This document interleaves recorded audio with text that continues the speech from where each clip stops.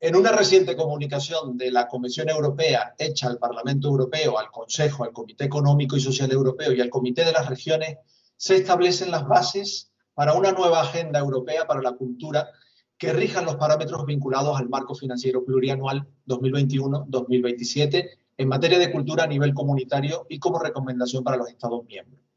Dicha agenda contempla 3 objetivos estratégicos con una dimensión social, una económica y una de relaciones externas. En concreto, esta dimensión social se fundamenta en, cito, utilizar el potencial de la cultura y la diversidad cultural para el bienestar y la cohesión social, fomentando las capacidades culturales de toda la ciudadanía, ofreciendo un amplio abanico de actividades culturales y proporcionando oportunidades para una participación activa. La participación cultural acerca a las personas y la cultura es un medio ideal para comunicarse, superando nuestras barreras lingüísticas, para capacitar a las personas y para favorecer la cohesión social, especialmente entre aquellos colectivos más vulnerables a las inequidades de nuestro sistema social y económico. La participación a través de las artes fomenta el entendimiento, capacita a las personas y aumenta la confianza en uno o una misma. Igualmente, la cultura es una fuerza transformadora para la regeneración de la comunidad y además la participación cultural se revela en los estudios como una fuente fundamental en la mejora de la salud y del bienestar ciudadano. Los últimos datos de Eurostat confirman que el acceso a la cultura es el segundo factor determinante más importante del bienestar psicosocial, superado únicamente por la ausencia de enfermedades. La actividad cultural genera efectos directos en la cohesión social, la solidaridad y la diversidad. Este resultado se refleja en estudios de impacto de eventos culturales donde, más allá de sus objetivos primarios, la cohesión social fue reconocida como un resultado más amplio por dichas investigaciones. Pero la cohesión social es un requisito previo para el desarrollo social, político y económico, y es un factor determinante en los parámetros de inclusión social y a la inversa. La falta de capital social amplía la desigualdad e impacta negativamente en la cohesión social. Desde esta perspectiva, ROCE, la red española de organizadores de conciertos educativos, que aglutina los departamentos educativos de las principales auditorios, orquestas, casas de ópera, fundaciones culturales privadas del Estado español, así como investigadoras y profesionales de este ámbito, propone este encuentro ROCE Tenerife 2020 bajo el título Música en Comunidad, Participación, Inclusión y Bienestar, que planteamos como un espacio abierto al análisis y la reflexión en nuestro país y para todas aquellas instituciones y personas del ámbito de la lengua castellana que deseen colaborar para una mejor comprensión de la amplitud de estos conceptos y cómo aplicarlos a nuestro trabajo y nuestras estructuras culturales. Para ello, hoy tenemos una conversación con 2 profesionales de este ámbito. Nos acompañan, en primer lugar, la profesora, la doctora Alicia de Bánffy-Hall. La profesora de Bánffy-Hall es conferenciante con más de 15 años de experiencia en la práctica e investigación de la música y las artes comunitarias. Es graduada en Artes Escénicas y Artes Comunitarias y recibiendo el Kulturpreis Bayern por su tesis doctoral. Creó su compañía de artes comunitarias, AMABADELO, con la que estuvo 10 años trabajando como artista comunitaria en Liverpool. Ha dirigido talleres de música y movimiento en centros comunitarios, escuelas, guarderías, museos, organizaciones de danza y música. Co-editó el primer libro alemán sobre música comunitaria y un número del International Journal of Community Music sobre música comunitaria en Alemania. En 2015 desarrolló y dirigió el primer programa de música comunitaria de la Orquesta Filarmónica de Múnich y recientemente ha trabajado en el Konzerthaus Dortmund en el desarrollo de su programa de música comunitaria. Con una intensa práctica de conferencias en universidades de Alemania, Reino Unido, Suiza y Austria, y también ha impartido talleres a profesionales de la música, profesores de música y organizaciones artísticas que quieren desarrollar la práctica musical comunitaria. Es profesora en el Departamento de Educación Musical de la Universidad Católica de Ingolstadt, en el primer máster en Educación Musical Inclusiva y Música Comunitaria en Alemania, del que es coautora. Además, es responsable del módulo del máster de Diversidad Cultural en Educación Musical de la Universidad de Hildesheim. Es miembro asociado del Centro Internacional para la Música Comunitaria tuvimos en otro vídeo a Lee Higgins como su director, y además es miembro de la ISME, la International Society for Music Education, y también miembro del Consejo Editorial de la Revista Internacional de Música Comunitaria. Be very welcome, Alicia, to this dialogue. Alberto Cabedo es profesor de educación musical en la Universidad Jaume I de Castellón, en España. Estudió música en la especialidad de violín en el Conservatorio Superior de Música Salvador Seguí de Castelló y obtuvo un máster en música en la Estonian Academy of Music and Theatre en Tallinn, Estonia, y posteriormente un máster en estudios de paz, conflictos y desarrollo en la Universidad Jaume I de Castelló, España. Es doctor por esta misma universidad. Como intérprete musical, tiene una larga trayectoria como solista en música de cámara y en orquestas, tanto nacionales como internacionales. En el campo de la educación musical, ha desarrollado estancias de investigación e impartido docencia en diferentes universidades de España, Reino Unido, Nicaragua, Singapur o Australia. Es autor de diversos libros y artículos en revistas científicas nacionales e internacionales y miembro del Sinfonía de la Música en los editoriales de revistas nacionales e internacionales. Ha dirigido y participado en numerosos proyectos de investigación nacionales y en colaboración con instituciones internacionales. Sus intereses de investigación incluyen la educación musical, la formación de profesorado, la música comunitaria, la interculturalidad y la transmisión musical a través de las culturas. También muy bienvenido, Alberto, a este diálogo. And now is your turn. Thank you. Thank you very much, José Luis. Thanks for this introduction. Bueno, hola y bienvenidos a todos. Español, pero paso inmediatamente a hablar en inglés y a empezar este conversatorio con Alicia. Hi, Alicia. It's really my pleasure to meet you and to have the opportunity to discuss and to talk about your really wonderful talk. As José Luis said, I mean, I could enjoy of your talk, and that was really inspired, and I just have to say thank you for that. And also really thank you very much to Roce for inviting me to this interesting chat. I hope we can have this time to reflect on all these concepts, which actually I think they are really important, and well, I guess it will be interesting to talk about that. Well, Alicia, just as I said, your talk was really inspiring, and I kept thinking of many of the things you were talking during your talk. And I think just to open this conversation, it came to my mind one of the stories you tell, or of the projects you explain to all of us. And I'm referring to the case 2 in this Konzerthaus Dortmund. And I was really interested in how you explained at the really beginning of the process, you just all met and you reflected on why an orchestra would want to undertake community music activities. And I find that this understanding, this reflecting and sharing on the why, is one of the key aspects of any community initiative. So I would really like to open this conversation with you, like your experience, you told us you have.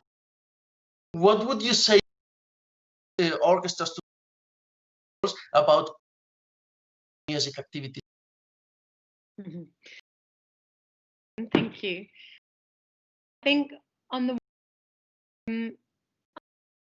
belief that is for everyone,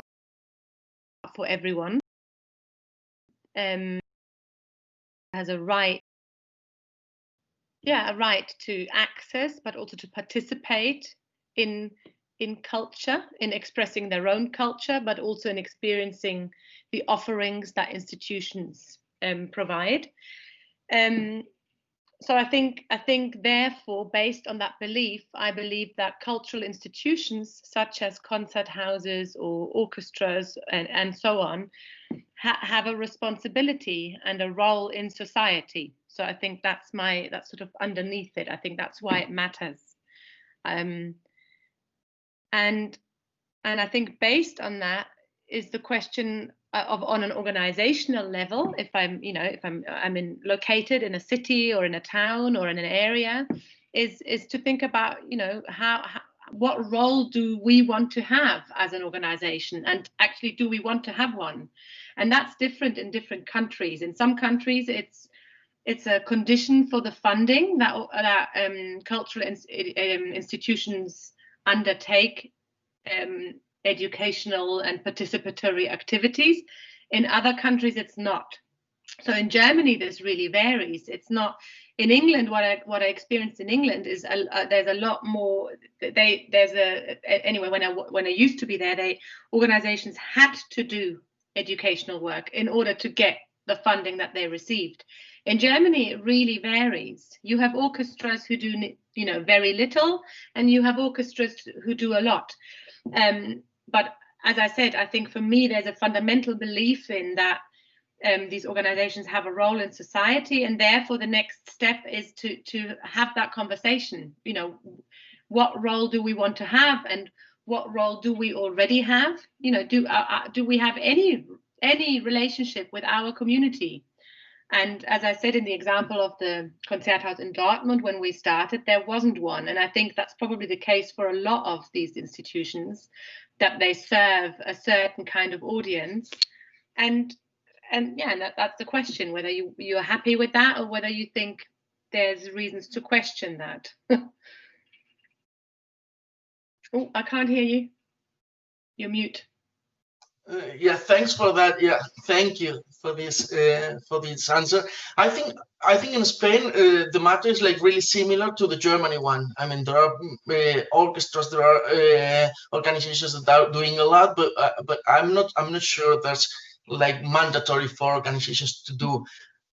I would say like almost every organization has its educational section and so on, but it doesn't mean that they necessarily have to include community or community work or so on. So I think the case is like, but there are orchestras that are doing a lot and institutions that are doing a lot, and I feel like well, the say you think like to reflect on what is our role is probably the most important thing indeed. You said like a case of we as orchestras, we are like cultural institutions, and culture is a right. I would say even we are, besides cultural organizations, we are also educational organizations, and we have to have very clear that we also educate, probably not in the field of the formal education, but in many other fields, like as powerful as the field of formal education. But I also reflect on, I mean, how can we discuss what is our role, what do we want to do, and in this reflection, what kind of questions do we have to address to ourselves? Who do we want to ask? I mean, that's very important. What do you think? I mean, who should we ask apart of ourselves? But if we want to include community, and that will lead to my second question, who should we ask in the community, and what kind of questions do we have to ask? So I think there's two areas. I think one is the organizational level, which which is one big thing, because people will have very different opinions, very different attitudes, and so that's one area.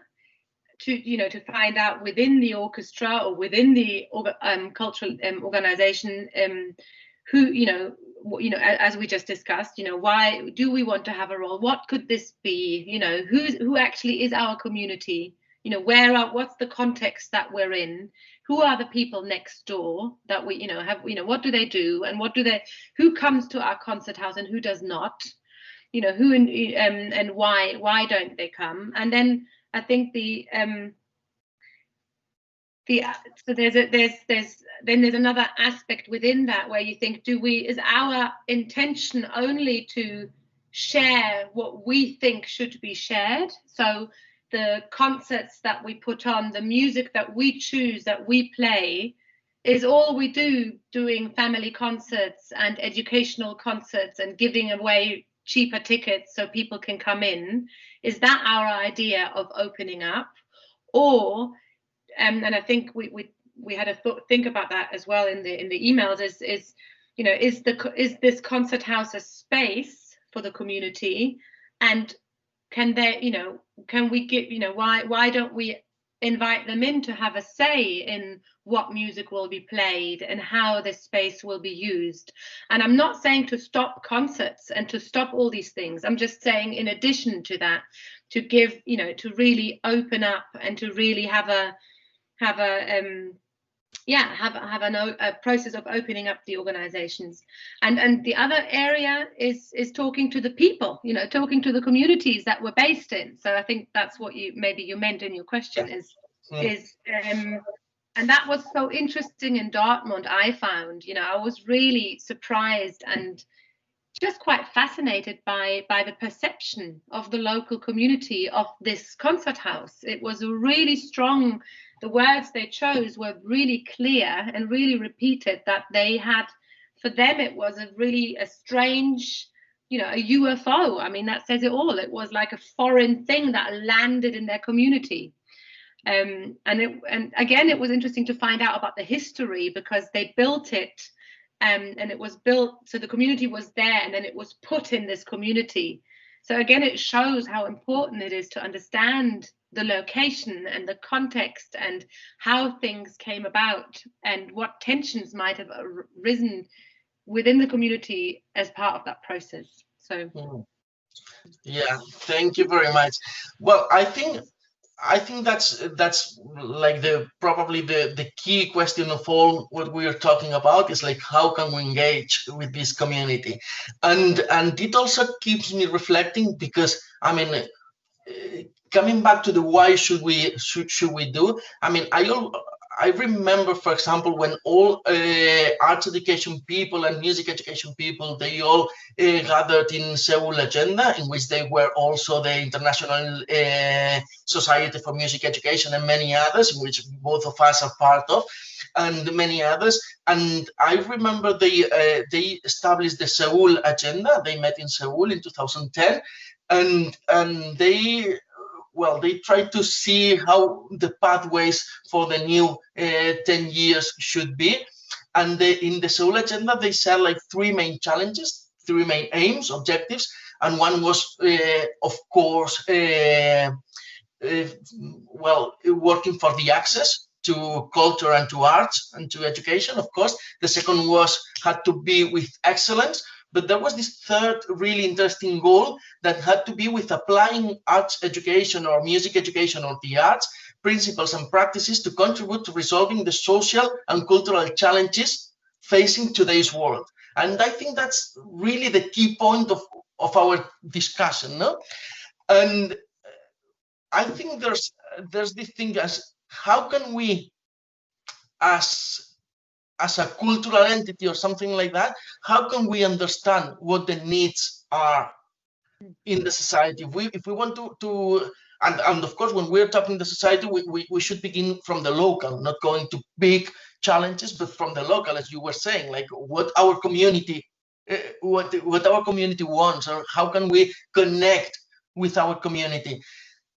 But that's also like, I think it's a very difficult process to understand how can we engage with the community. Why should we, and how can we engage with the community? I think that's a really key aspect. So what's your opinion? How can we understand, what kind of questions should we address? How can we understand what the community wants and needs in order to feel they are part of this process? Well, I think basically by talking to them. That's so for sure, yeah. It sounds really simple, but I think it is. So it's about, you know, having the conversations but having them with a serious intention of listening and taking on board what people say, not as a box ticking exercise, but going out and invite, so going out and talking to people in there, you know, out in the community, but also inviting them in, and that's a big deal for many of these organizations, because there's a lot of etiquettes associated with, you know, how one behaves, how one dresses, or, you know, there's a lot of stuff in Germany anyway. It's very you know, there's a lot of sort of rules, and opening the space up and inviting people in. That's the example I gave, is where we did, you know, for example, did a breakfast and just invited the community in, but even also going out and talking to people in their locations. But I think underneath that has to be the belief that we want to hear what people say, and we actually want to hear it in order to then do something about it. And I think that's really important. I think you need to want to have these conversations and then see, okay, so how can I work with this? What can we, you know, is there something we can organize, something we can facilitate? You know, is there processes and activities we can facilitate for the community, not for us as an institution, not because we want a, you know, bigger audience, you know, audience development, or we want to, you know, put this on our website, but how can we serve the community? And I think that's probably more tricky, you know, is really having that intention of doing that. Yeah, thank you. Well, you touched a very, very important topic, and also challenging topic. And I feel it's also challenging because, I mean, we as a musicians, we're trained as a musicians, but at some point we are just in this scenario of trying to offer social activities or social work. What do you think, what are the key aspects of a musician the musician should be aware of if he or she wants to undertake community music activities? So I think a key thing is to not just send people out without support and without preparing them. I think as an organization, if you have musicians or people who really want to be a part of that, and it won't be everyone, there'll be only a few people who want to do this, and that's great, is supporting them. So and one thing I think that's important is to know what we know and to know what we don't know, which again sounds a bit simple, but it's actually really key. So knowing that, you know, I'm not a therapist, so, you know, there's areas of expertise that I do not have, and then knowing who would I go to for support. You know, how can I create a safe space for the community where we have people in place that can support topics or situations that can come up. So I think that's one thing, to be really clear on your role, you know. And then I think there's a lot of areas, you know, there's the pedagogical processes, there's the social processes that happen at the group processes that happen in a group. And if you're trained as a musician, you're trained as a musician. So these are all very complex processes that you enter into. So I think it's either about, you know, it's both. It's giving those musicians the support and maybe putting people in place that can carry those processes with them, but also and maybe partnering with people who can support them. And that's, I think, where community music comes in, because in community musicians are at the intersection of these different areas. But even community musicians, I mean, we had a session last week here in Munich where it was very clear that where the sort of intersection with therapy and was discussed, you know, and if there's trauma or if there's difficult situations, and to be very clear that, you know, I am not a therapist. To be aware of that and then to get the appropriate help, I think, is really important. And I think another area is that I think for an orchestral musician, if that's what you mean, if you talk about an orchestral musician, that it's a real shift, because, you know, community music is about, Lee Willingham said this the other day, community music is about the musician first and then the music. So it's about the people and the group and the community first, and then comes the music. So that's a real shift for someone who comes from an orchestra background, and that can be difficult sometimes, you know, if you're used to very strict regiment of rehearsals and performances and you know, working towards these goals, to be in a community oriented setting which is much more about all these other aspects as well as the music. Thank you. Yeah. Well, yeah, indeed, I fully agree. There's also one area of community music actually that I'm really I have really interest in, and that's becoming like more and more popular, and it means like these social educational programs through music. Some of them, they were, for example, let's say El Sistema inspired initiatives or something like that, that they are becoming a kind of bridge in between community music that really comes from the community, because that's a kind of established, but it brings the community into practices, and it also gives access to education, and also it engages not only children and youth, but also families and so on. And they are becoming more and more popular and more powerful. I think they are taking a really important role in our community. For example, in Tenerife, or in the Canary Islands, where we should like to be now, but we are not.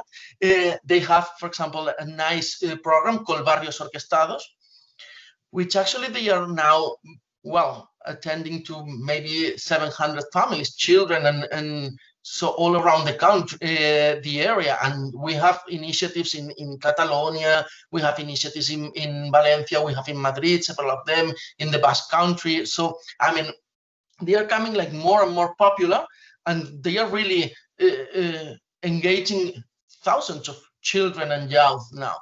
So what do you think about the potential of these initiatives for our communities? And also, how can you think we can just promote strong relationship between these kind of initiatives and maybe our orchestras, our concert halls, etc.?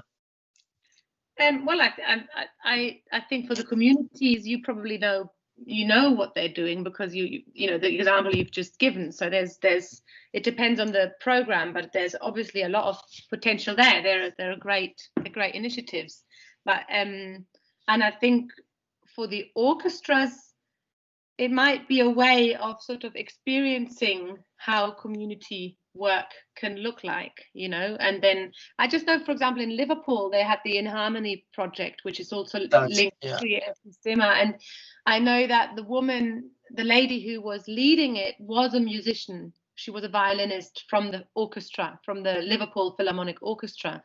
So that's a really lovely bridge, you know, between the orchestra and their core work and their outreach work in some other areas in Liverpool. So I think that's the potential, isn't it? That you create these people, and there'll only always be a few people who really want to do this work as well as their other work in the orchestra. But if you sort of nourish these links between the communities and the organizations, and also the expertise of these programs, if that can be sort of brought into the feedback into the orchestras, then that can sort of lead to more development and more allies. Yeah. Thanks. We also have I reckon an experience here in Orquesta, in Symphonic Orchestra of Castilla y León, and they also created a community orchestra from people from the orchestra. So yeah, that's absolutely interesting, and also I feel like there's not much effort. I mean, once we have like 30 programs per year or something like that, maybe the idea of creating one concert or two concerts during the year that they were in the field of community, that's not much effort for an orchestra maybe, and that would offer the possibility to other people come to the auditorium and listen to the orchestra and see they are doing other things, and that would be wonderful. Yeah. There's also another important issue that I feel it's over all of us, and it has to be with assessment and evaluation. No? Why do we do the things, but also how can we know that our things matter? How can we know that we are having an impact, we are having an effect? So, I mean, what's your opinion? You were first practitioner and now you're a researcher, so you have been like really in the middle of the world of how to implement design and also how to assess, evaluate, and research on. What's your opinion on researching, on evaluation?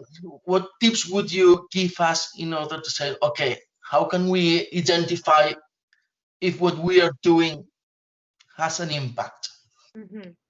Well, I think that's quite a big question. And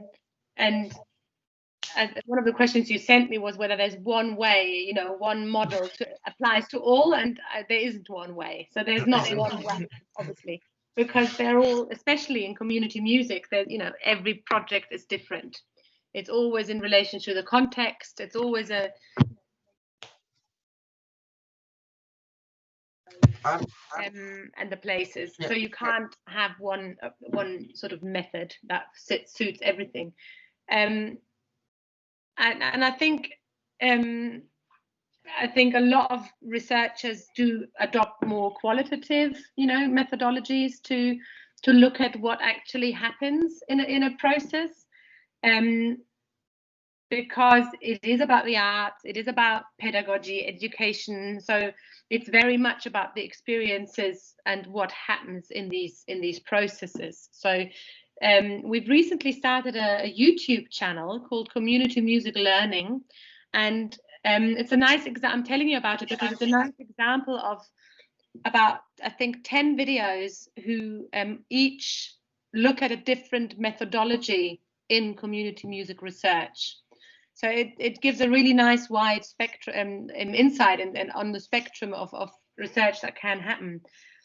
And a lot of them do include, you know, ethnographic or action research or indigenous research methodologies, and they most of them include, you know, perspectives of the participants, perspectives of the practitioners.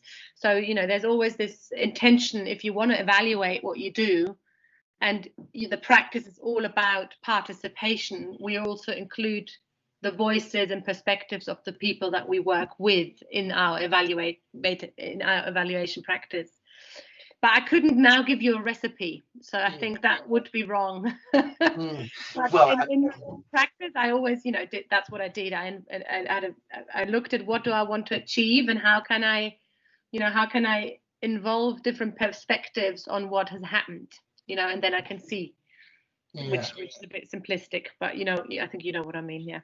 Yeah, indeed. Well, I fully agree also, because I mean, at some point, of course, there's the need for evaluation, because we need to understand what's happening. And there's also this quote of a colleague that said that all these things that we don't evaluate, they devaluate, no? Because we have to know what are we doing and why are we doing, or something like that. But on the other hand, we have this kind of idea. When we talk of evaluation, we have this kind of idea of PISA, that are evaluating our systems or something like that, and that's absolutely deep, no? And they are grading us. We are community. We are community open. We are not community open, and that's a wrong idea indeed. I mean, we don't want to have an A or a B in how community are we, or something like that, because I mean, no, but sometimes those ideas come together when we say, like, you have to research, you have to evaluate on that, or we have to evaluate on that.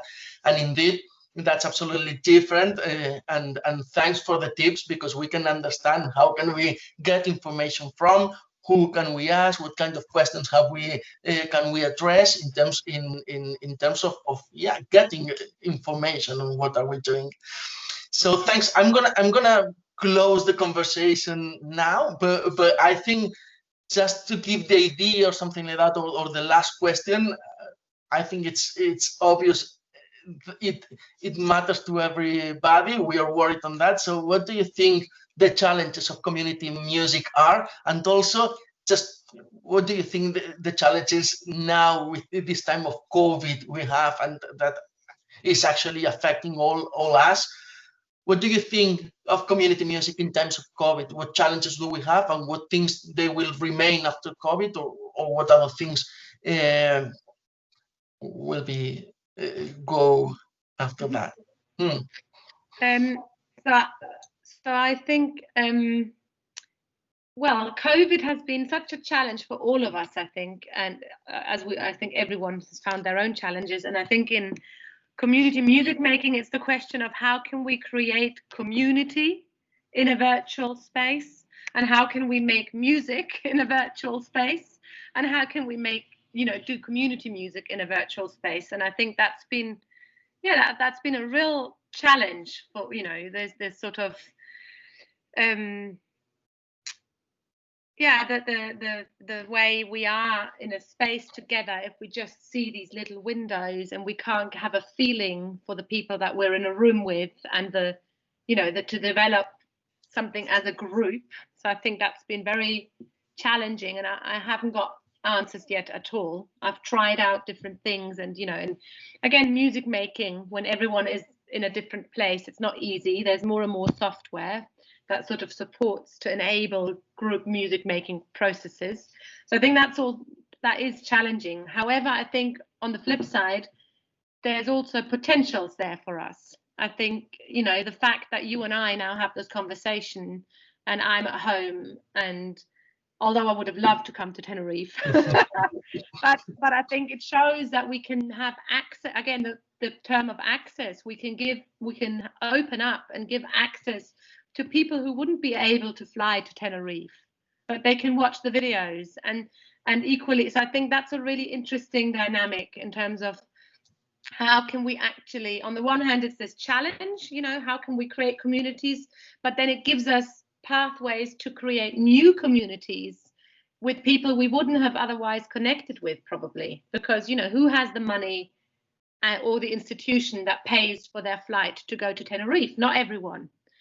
But now you're doing it online, and it means that there's a lot of other people maybe who can participate in other forms. So I think there's a lot of challenges, but I think we should keep the idea of opening in other forms. That can be something that we can take with us, hopefully. Yeah.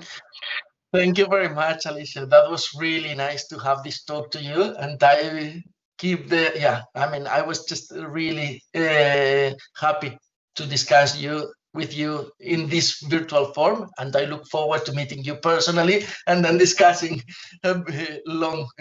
much more. So thank you very much, and again, thank you very much, Jose Luis, for this opportunity, for opening up this opportunity for us to discuss and to talk. Yeah. Okay. Conversation. Okay.